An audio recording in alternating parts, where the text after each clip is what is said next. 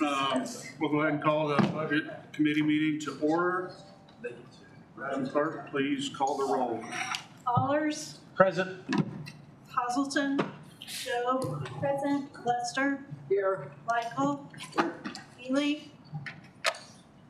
Here. Schwartz. Spencer. Here. Spicer. Present. Young. We have a quorum. Okay, I want to talk about schedule, but I want to go ahead and let Derek and anybody else from the public that wants to speak go ahead and do it. So, Mr. Thomas.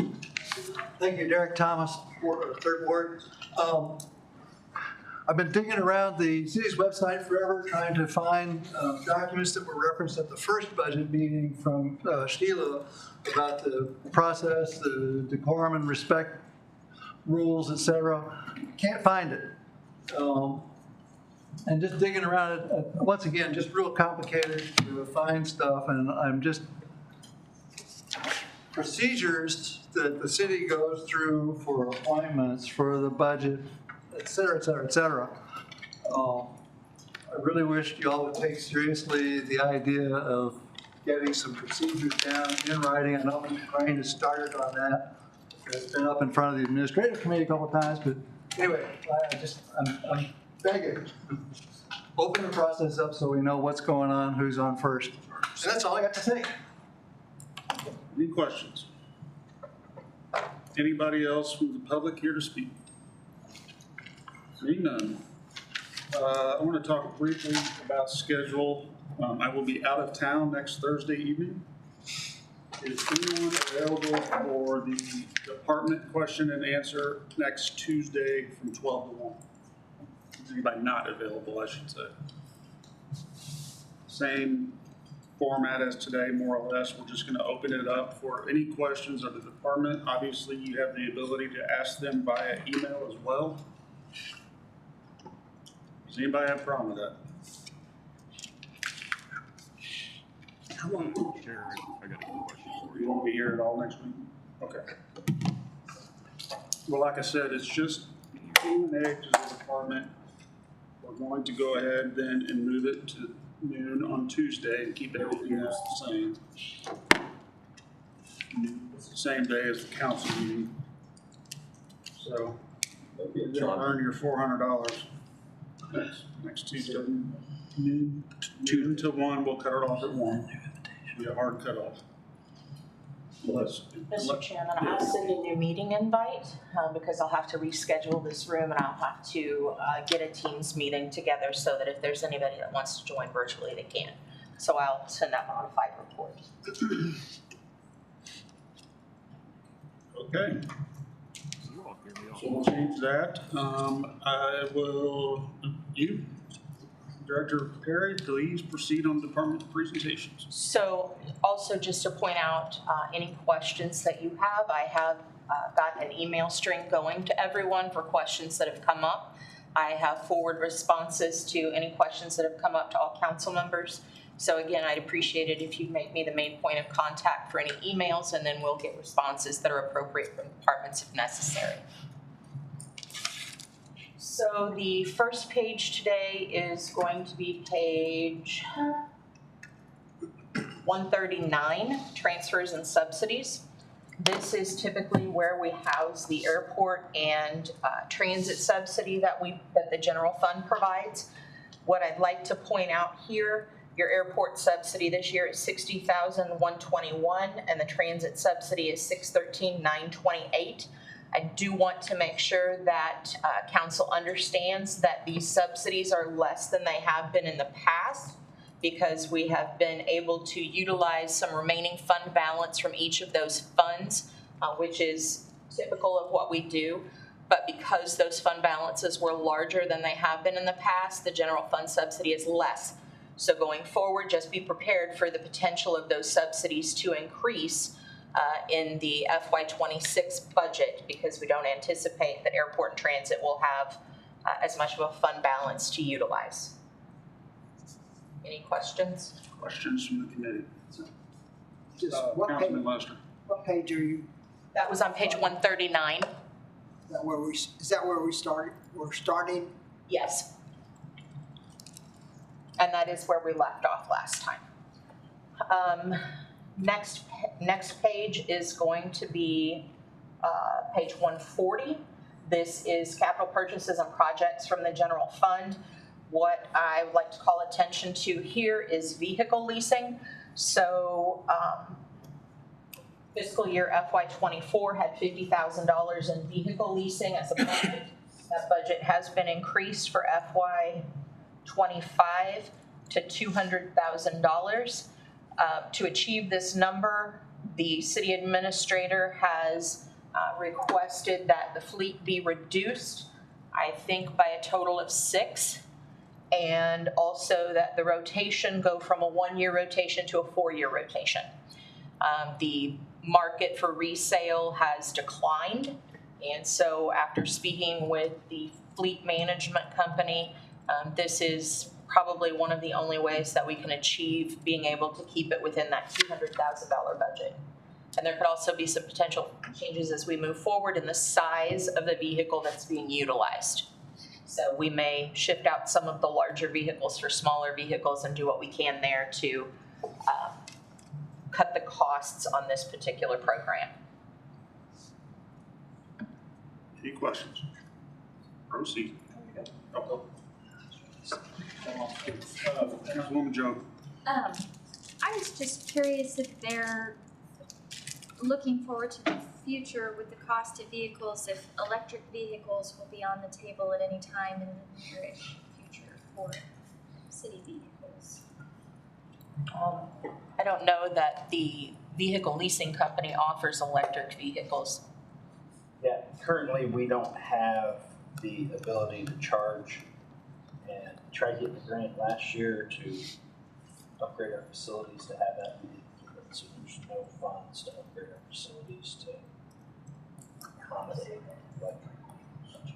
But we do think potentially in the future if we can fund that, and we have a energy audit company that's going to be coming soon to do audits and come up with programs that will reduce that. So they will evaluate that. And if we can find some grant money or find a way to put it in the budget, we do think parts of our fleet have potential for having some savings, electric vehicles. Councilman Spencer. Yeah, a couple things. Is this budget amount taken into consideration with the possibility of leasing vehicles for PD? Is that part? No, It's different. that It's gonna be is, different. that is in the PD budget separately, and it's listed as purchase of vehicles within the 10,300. So this one is the enterprise fleet program that we operate. The PD fleet will most likely not be through the enterprise fleet program. So this fleet is currently TPS, Public Works. I think there are a few enterprise funds, airport and CM maybe that has some. Fire's got a couple. So this does not include that one. As it relates to electric vehicles, Councilman Joe, public transit tried a all-electric bus, and that did not work well in this community because of all the hills and inclines, and obviously not having the infrastructure in place.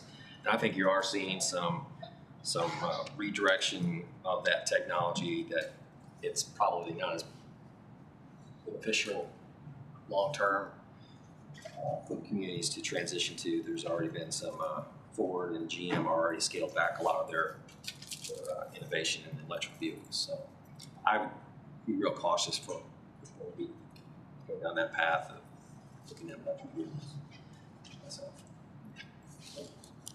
Councilman Honors. Can I just piggyback off of something that Councilman Spencer just questioned about? Just reading about things, the added weight of the electrical vehicles is something I think if we continue down this road, it's just something we need to look at also. The way that even the buses and all that are a lot more than what a standardized diesel or some of the vehicles weigh. So, you know, if we do have this discussion further down, we need to take into effect of what the startup cost on the putting all this stuff in, and then also what the added weight does to our asphalt. There we have about half concrete and half asphalt around here, so just things to keep in mind as we if we pursue that. Anyone else? Proceed. Next page is 191. It is the Jefferson City Veterans Plaza Trust Fund. This is a separate fund from all other funds within the city. Typically, it recognizes any contributions and donations that would come in. We do not budget for those revenues since they are an unknown. The only thing we budget for here as far as revenue goes is a small bit of interest. And then if you get to page 192, really we put a little bit of money in there for repairs and maintenance in case something comes up at that structure that needs to have some attention. Any questions? Proceed. Next page will be page 195, the Police Training Fund. Same as the Veterans Plaza, this is a separate fund within the city of Jefferson. We do recognize a little bit of revenue in here from court costs. There is typically some money that will come in from the police officer standards and training, but we do not recognize that since it's an unknown dollar amount at this point. We recognize a little bit of revenue on interest. And on page 196, this is something that we've done differently this time. We put funds in here, an additional $25,000 out of this fund to come for police training. We did have $30,000 that was adopted in '24, so this is a fairly consistent thing that we do where we've put some training funds in here. This is usually used for the academy training for police officers. Any questions? Seeing none, proceed. Lodging tax fund starts on page 198. We have estimated the lodging tax at $1.5 million. A portion of that does stay with the city for administrative costs on the lodging tax, but the remainder of it ends up going to the Convention and Visitors Bureau, a portion to them, and a portion to the Tourism Fund. And these dollar amounts reflect the appropriate percentages of split. 2% of that stays within the general fund or gets returned to the general fund for administrative costs. Happy to answer any questions. Any questions on the lodging tax? Seeing none, proceed. City Hall Trust Fund is on page 201, another separate fund within the city. We occasionally will have some history book sales that go into this fund. There may be some other sales that come from downstairs for art and things like that where they sell some prints. We don't recognize revenue in here since it's an unknown. We do recognize some interest on the balance that's in the fund.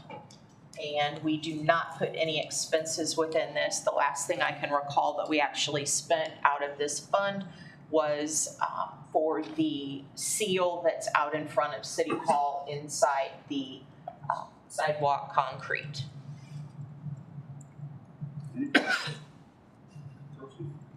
Next is the USS Jefferson City Submarine Trust on page 204. This is also a separate fund within the city. Occasionally there will be contributions and donations into this, but we don't recognize anything specifically since it's an unknown. There's a little bit of interest income recognized here as well on the balance that's in the fund. And at this point, we have not put a budget in the fund for '25, although I do anticipate that this committee will come forward and request the ability to spend some of these funds because I think they are fairly certain that there's going to be another visit from the submarine crew in FY25.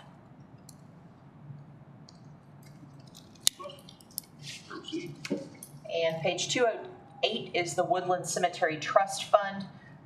We recognize a small bit of interest in this fund. We also then do put in a budget for some expenditures for repairs and maintenance.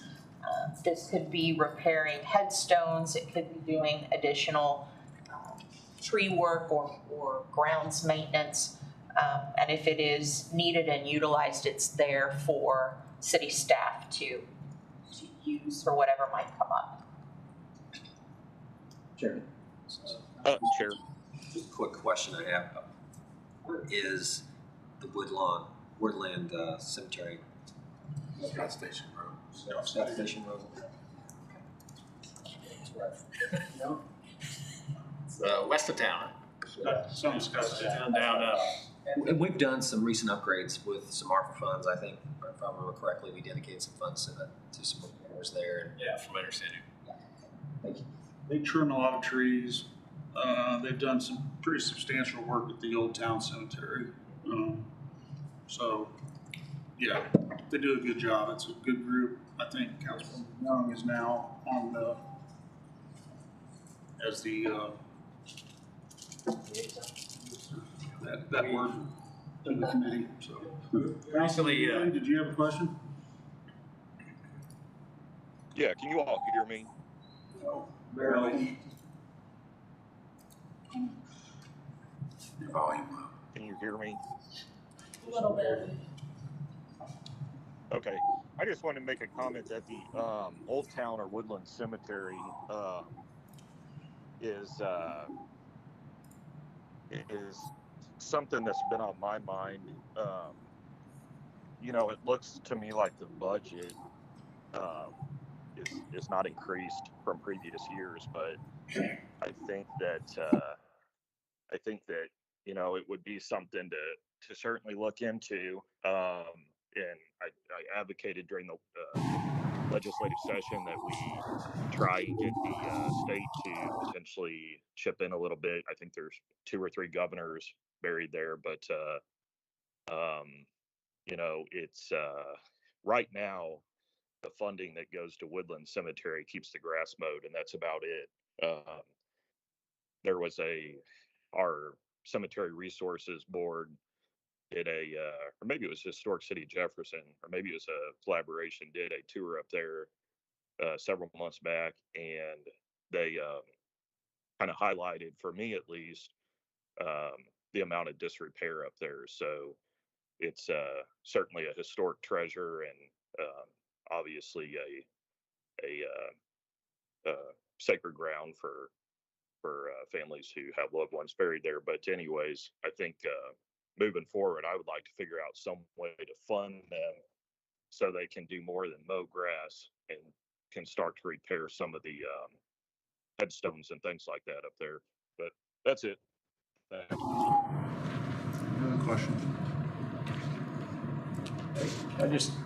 Aaron, this is Jeff. What cemetery, we couldn't hardly hear you the first part. What cemetery were you talking about? Woodlawn, Old Town. This is Woodland. That's what he's Excuse me, talking. aren't those 2 different facilities? They're both on this. Woodlawn Old Town Cemetery is one cemetery. Okay. Yeah. Okay. Proceed. So the next thing to go to would be page 213. Capital improvement tax starts on page 211. It just gives an overview and kind of talks about the process that we use for capital improvement tax. But the revenues for the capital improvement actually start on page 213. The revenues here do have all of the open capital improvement tax funds on it, but there is only one that's currently garnering funds, and that would be current sales tax 46. I have estimated that at $7,250,000. This is up from the 24 adopted, and it also corresponds to the amount that we put into the general fund sales tax at 14.5. We recognize some interest in this account, and there is, starting on page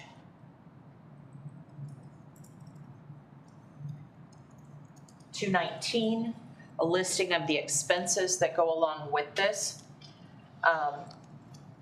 What I do want to point out is this year, unlike past years where we budgeted an amount in revenue that corresponded to the estimates when we originally put this out to a vote of the people, that estimate was $5.6 million. And historically, that is what we have budgeted in expenditures as well.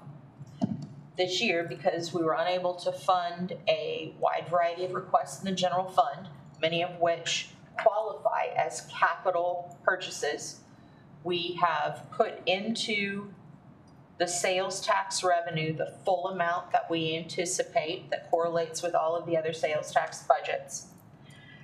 And that's an additional $1,650,000 over what we've previously budgeted on an annual basis. So we basically took that additional $1,650,000 and used the percentages of allocations that were set out in the original sales tax, and we have allocated those funds out into the different departments. So for Public Works, that amounted to $973,500. For fire, it was $198,000, and for police, $132,000. Parks was allocated an additional $165,000. IT and GIS an additional $33,000. And then we also have a category called contingency, which would be 9%. So that additional remaining amount, which would be $148,500, the mayor put into the account that was created last year called long-term funding needs. I think last year we put 907 in there. So instead of putting the additional 148.5 into contingency, it was put into the long-term funding projects, since that was a discussion that we had last year of trying to continue to build that dollar amount. So this is definitely a difference from what we've done in the past, but because of all of the requests, we feel it's more prudent to allocate that out to the departments and have some discussions about what those additional funds will be used for. It is the city administrator's intent that as we go through this process, once the budget is adopted, we will be having meetings with department directors and requesting that they specify exactly what those funds are going to be used for, including the funds that are the normal allocation.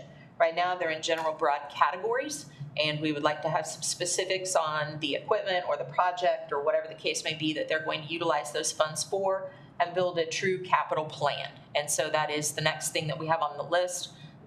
With staff, we just haven't gotten there yet this year. Any questions on CI? Councilman Lester. So I appreciate the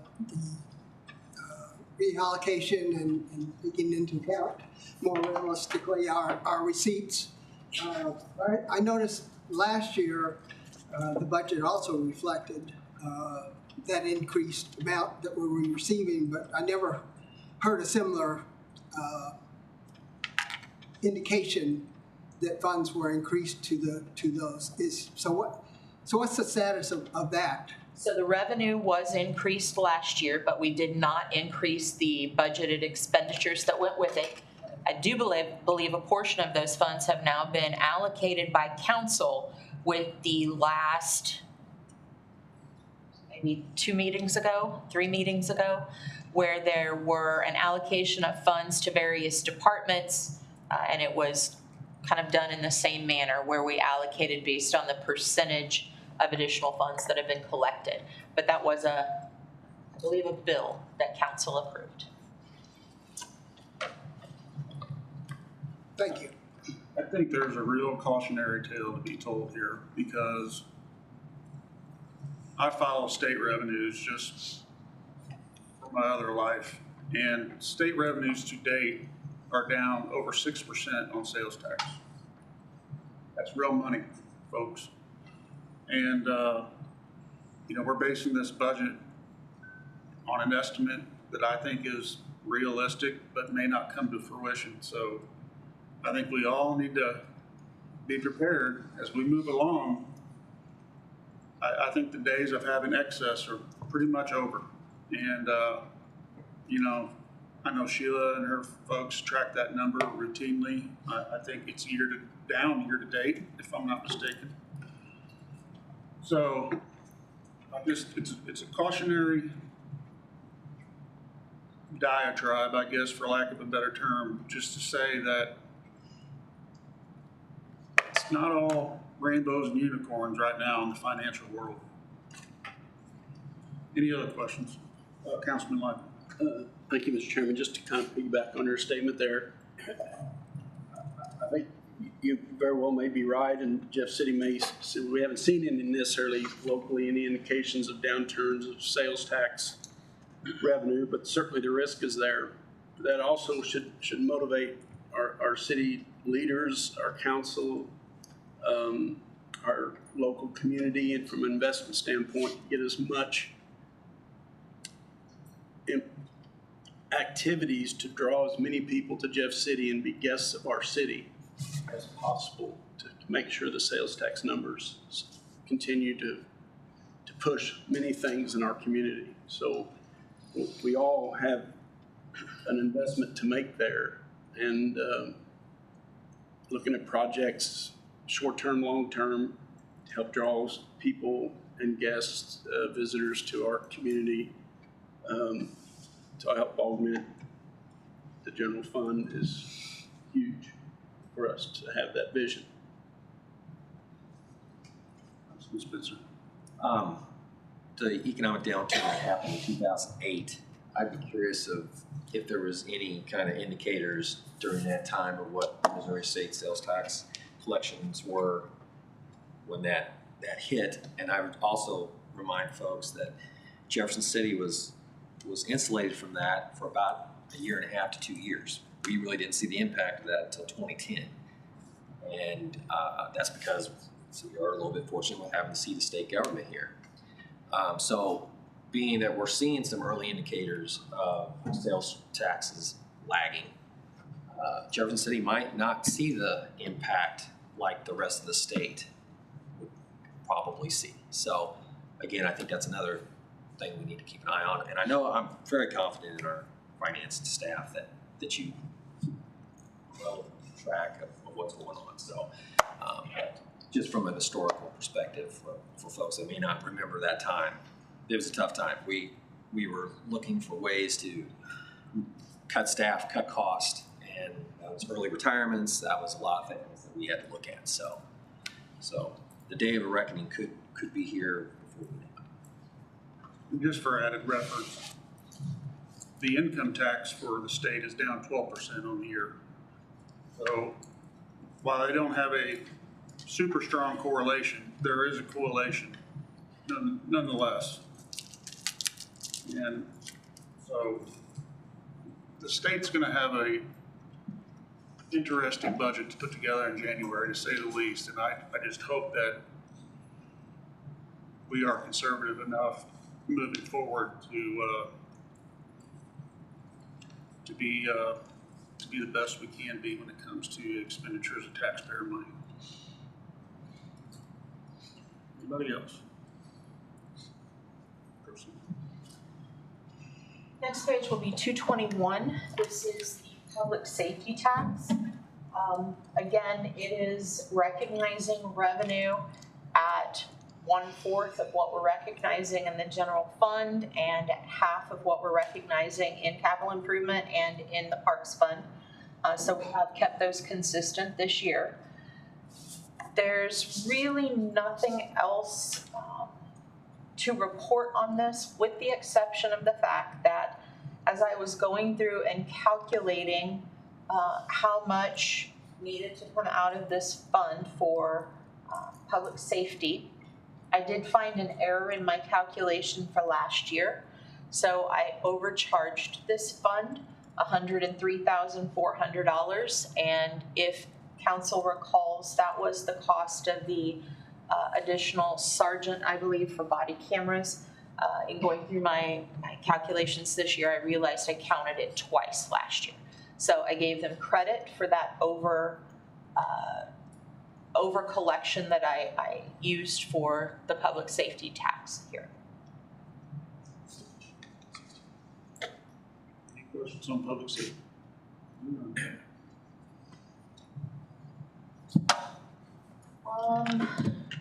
Then the next pages in your book start the enterprise funds, and we covered those the other day. So really, the only thing I have left are the internal service funds of workers' comp and health insurance, and then the tax increment financing. So on page 261 is the workers' comp fund. Basically, these funds come into workers' comp as a transfer from personnel services for all of the different departments. So as we have in the past, we are bringing in $400,000 of revenue into the workers' comp fund.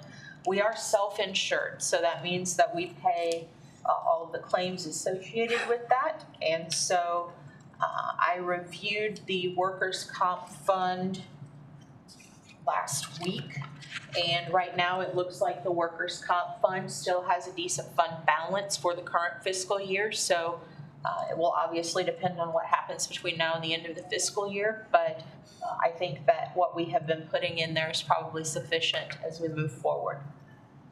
There is on page 266 self-funded health insurance. We had a question about this, about why there is nothing that's reflected here in the self-funded health insurance. The reason for that is because each department has a budget for group health insurance. And so a portion of the budgets within each of the departments is utilized to pay the bill for the premiums.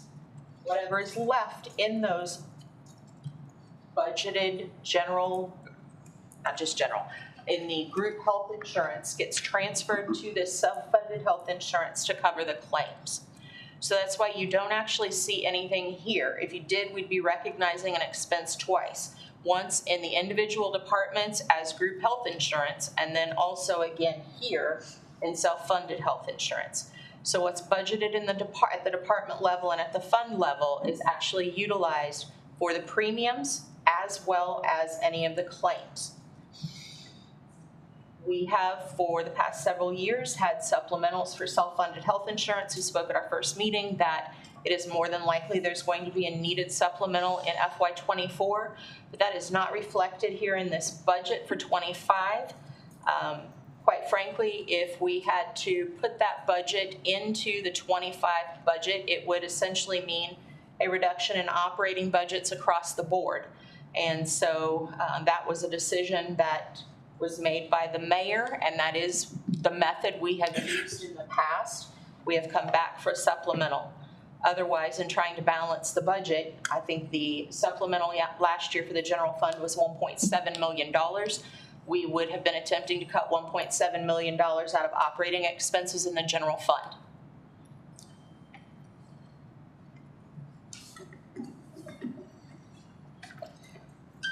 Councilman Lyon. Thank you, Mr. Chairman. So whatever the number is, when you come back for that supplemental, that'll come out of the fund balance? Is that kind of how you balance it? So we talked at the first meeting, and those council members that are new would probably not recognize this, but in the past, I have presented a 5-year forecast that showed what our fund balance would be if we did not expend 3% of the amount that was budgeted. I did not present that this year, and it is partially because of the self-funded health insurance. We don't think that it's feasible to think that we are going to have a 3% savings, knowing that that self-funded health insurance is going to have a supplemental that we have to come back for. So the hope is that any savings we have in budgeted expenses and also any revenue over collections that we have for the year is enough to cover the supplemental appropriation. And if not, Then it will come out of the fund balance. there are, as you know, measures that are required by the administrator and the director of finance to come up with a plan moving forward. And but I think this is a true supplemental in that we don't know what the cost is going to be. We know there probably will be one, but to budget for it now would just be a flat guess, which I know a lot of budgeting is, but this is a substantial flat guess. And trust me when I tell you, when we sat and tried to come up with a way to balance this budget, it took 4.5 hours to find $200,000. So if you want to find 1.7, you're talking closing a lot of stuff, taking a lot of services away. And that's the point, Mr. Chairman, is that a 1.7 million reduction in general fund operations would require some serious cuts to be made. And it would then be a discussion of cutting services and everything else that came with that. So we felt this was the best method for that. It helps us by removing that 3% remaining unspent budget and assuming that it's going to be spent on the allocation for the supplemental. And I think that is part and parcel as to why we took a very tough vote on the health insurance plan. The status quo will not work. We cannot afford it. And so moving forward, we are hoping that with possible innovations, maybe new ideas, we can stem the amount of money that we're having to outlay on this supplemental high-cost case. But we never know when the next one's going to happen either. And so I think it was a needed change, and we'll see what happens. Questions? Health insurance? Seeing none, proceed, please. Last fund is on page 269. It's the tax increment financing fund. What gets recognized in this fund for revenue is a piece of the sales tax that's collected from the general fund, from the parks fund, and it pulls into here and then essentially is paid out to developers on the tax increment financing districts that we currently have. So that's what we calculate in here. It is a zero balance fund. Essentially, whatever comes in also goes out. So this is really based on whatever TIFs we might have. As we go forward, if there are other TIFs that pop up, that will change the numbers that we budget, and we'll make modifications at whatever point in the future that becomes necessary. Any questions on the TIF fund? Seeing none. That is my last fund. Without seeing any questions to Ms. Perry, I'm going to open it up for agenda item 5, committee discussion of the budget, if there is any. I'm not seeing a whole, Clint raise his hand. Mr. Smith. Just a quick point of clarification. So I apologize, I think I misspoke earlier. We have 3 cemeteries, just to clarify. Longview is actually located west of town off Scott Station Road. Old Town and Woodland are just down the road here on East McCarty. So just for clarity.